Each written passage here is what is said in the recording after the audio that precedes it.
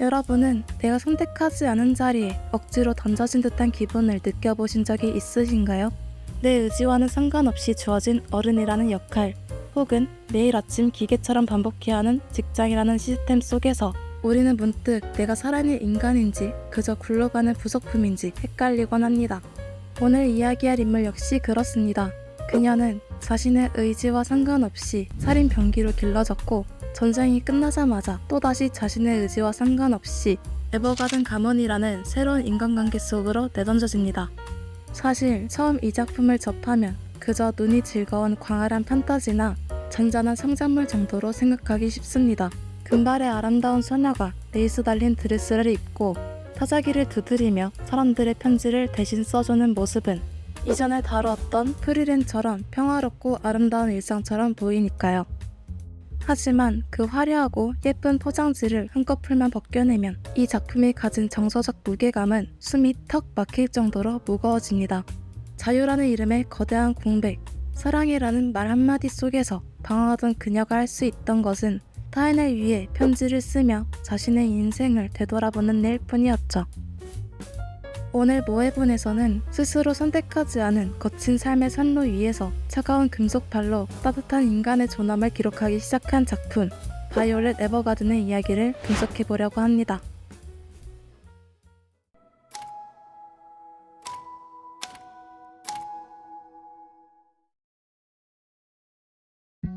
전쟁 고아 출신인 바이올렛은 인간이라기보다 전쟁터의 정밀한 무기에 가까웠습니다.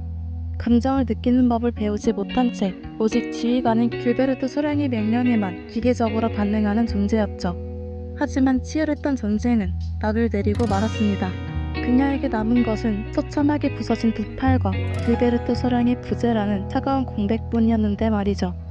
소령이 마지막 순간에 남긴 사랑해라는 말은 감정의 언어가 거세되어 있던 바이올렛에게는 그저 해독할 수 없는 복잡한 암호와 같았습니다. 무기로서의 존재 이유가 사라진 세상에서 그녀는 양팔의 차가운 금속 의수를 단 채 홀로 남겨집니다. 살아갈 방향을 잃은 그녀를 위해 길베르트 소령이 마지막 유언을 들은 하진스 중령은 CH 우편사라는 곳에서 일자리를 제안합니다. 처음에는 우편물을 정리하고 배달하는 흔한 노동이었죠. 하지만 반드시 명령체계와 효율성만이 세상의 전부였던 바이올렛에게 인간의 일자리란 적응하기 어려운 퍼즐과도 같았습니다. 자동 수기 인형 훈련소에서 첫 편지를 작성했을 때 그녀는 동료 루플리아의 부모님에 대한 편지를 차가운 협박성 공문으로 작성해버렸습니다. 바이올렛 에버가든은 훈련소 첫날 성적 최우수자였지만 마음속 깊게 박혀있던 군이라는 억압이 누군가의 진심을 해석하는 일을 그녀에게 세상에서 가장 어려운 연상과제로 만들었습니다. 바이올렛 에버가든은 멈추지 않고 수많은 의뢰인을 만나며 편지를 쓰기 시작합니다. 그녀가 만난 사람들은 저마다 깊은 사연과 상처를 안고 있었습니다. 고향을 벽차고 나섰지만 큰 성과가 없었던 동료 인형 아리스와 그녀의 부모님, 전쟁을 막기 위한 필연적 관계에서 서로의 진심을 확인하며 혼인을 하게 된 왕자와 공주, 그리고 자신이 죽은 뒤 홀로 남겨질 어린 딸을 위해 앞으로 50년 동안 매년 배달될 생일 편지를 미리 작성하는 시한부 어머니의 에피소드까지 바이올렛은 이들의 곁에서 눈물을 지켜보고 그들이 입 밖으로 차마 꺼내지 못한 진심이 무엇인지 치열하게 고민합니다. 딱딱하고 투박했던 그녀의 금속 의수는 점차 부드럽고 섬세하게 타자기를 두드리기 시작하고 그녀의 편지를 받은 사람들은 단절되었던 관계를 회복하고 구원을 받게 됩니다. 그리고 그 수많은 사람들의 마음을 대필하는 과정 속에서 바이올렛 에버가든은 마침내 암호를 풀게 됩니다. 자신이 전쟁터에서 빼앗았던 수많은 생명의 무게를, 그리고 소량이 자신에게 남겼던 사랑해라는 말이 얼마나 따뜻하고 무거운 진심이었는지를 말이죠. 작품은 이렇게 한 인간 병기가 편지라는 매개체를 통해 인간의 감정을 학습하고 스스로의 구원에 도달하는 서사를 밀도 있게 그려냅니다. 작품의 구체적인 스토리를 지나 우리는 이제 이 서사의 가장 깊은 핵심인 타자기와 활자라는 시스템의 본질을 눈여겨보아야 합니다. 왜 그녀는 굳이 차가운 금속 활자가 박힌 무거운 타자기를 쳐야 했을까요? 바이올렛 에버가든에게 이 타자기는 또 다른 형태로 연장된 금속 의수와 같았습니다. 금속 의수가 바이올렛에게 인간적인 삶을 부여했다면 타자기는 그 삶의 의미를 부여했습니다. 역설적으로 그 차갑고 딱딱한 활자가 종이를 때릴 때마다 그녀는 타인의 뜨거운 감정을 정면으로 마주하게 됩니다. 그리고 그 타인의 감정을 통해서 자신의 감정의 싹을 틔워냅니다.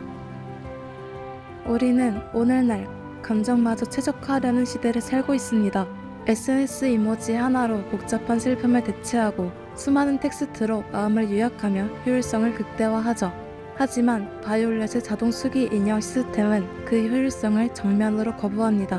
묵직한 타자기 소음과 종이에 깊게 눌린 활자의 깊이, 그 비효율적인 물리적 마찰이야말로 감정이 데이터라는 가벼운 껍데기를 깨고 실존으로 거듭나는 순간을 증명하는 프로토콜입니다. 차가운 금속 의수로 타인의 눈물을 기록할 때 그녀의 작업은 단순한 데이터 입력이라는 업무에서 영혼을 구제하는 구원으로 변모하는 것입니다.